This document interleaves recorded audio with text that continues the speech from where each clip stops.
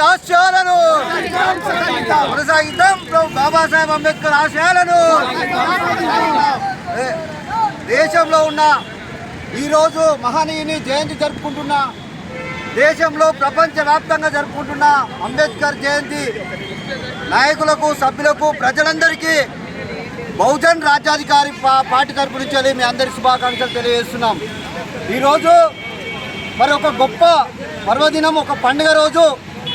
మనం పండుగ రోజు ఏ విధంగానైతే మన ఆడబిడ్డలను తీసుకొని వచ్చి కొత్త బట్టలు కొనుక్కొని లేకుంటే ఒక పండుగ వాతావరణాన్ని క్రియేట్ చేసుకుంటామో, ఈరోజు కూడా ప్రపంచమంతా చేసుకుంటున్నదంటే అది ఒక మహనీయుని గొప్పతనం, అది ఒక బాబాసాహెబ్ అంబేద్కర్కి మాత్రమే చెందుతుంది.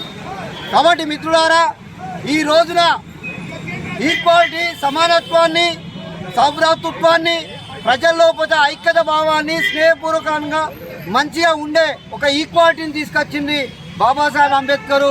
ఒక రాజ్యాంగాన్ని రాసి ప్రజలందరినీ, స్త్రీలను, పురుషులు, లింగ భేదం లేకుండా పిల్లల కాంచెలు పెద్దల వరకు ఈక్వాలిటీనిచ్చి ఎటువంటి తారతమ్యాలు లేకుండా కులము, మతము, ప్రాంతము, భాష భేదం లేకోకుండా ఇంత పెద్ద రాజ్యాంగాన్ని, ప్రపంచంలోనే అన్నిటికంటే పెద్ద రాజ్యాంగం ఏదంటే భారత రాజ్యాంగం. కాబట్టి ఈరోజు బాబాసాహెబ్ అంబేద్కర్ కోరుకున్న ఆశయాలను ప్రపంచమంతా, దేశమంతా, రాష్ట్రమంతా ఈరోజు పాటిస్తున్నది. అదే దిశగా మనం ముందుకు ఆ విధంగా కొనసాగించాలి.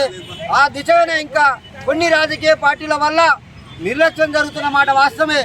కాబట్టి బహుజన్ రాజ్యాధికార పార్టీ ఈ రోజున కొత్త నూతన వేదిక ఏర్పడి రేపు రాబోయే కాలంలో భారత రాజ్యాంగ ఫలాలన్నీ ప్రతి ఒక్క కుటుంబానికి చేరవేర్చే విధంగా బహుజన్ రాజ్యాధికార పార్టీ కూడా ఏర్పాటు చేయడం జరిగింది. కాబట్టి మిత్రులారా, ఈరోజు బాబాసాహెబ్ ఆశయ పునాదుల మీద ఏర్పడ్డ, మహనీయుల ఆశయ పునాదుల మీద ఏర్పడ్డ పార్టీ బహుజన్ రాజ్యాధికార పార్టీ. కాబట్టి మనం అందరము బాబాసాహెబ్ మహనీయుల ఆశయాలను భుజాన వెతుకొని ప్రజలందరికీ చేరవేర్చే విధంగా మనం అందరం చూసుకుందాం.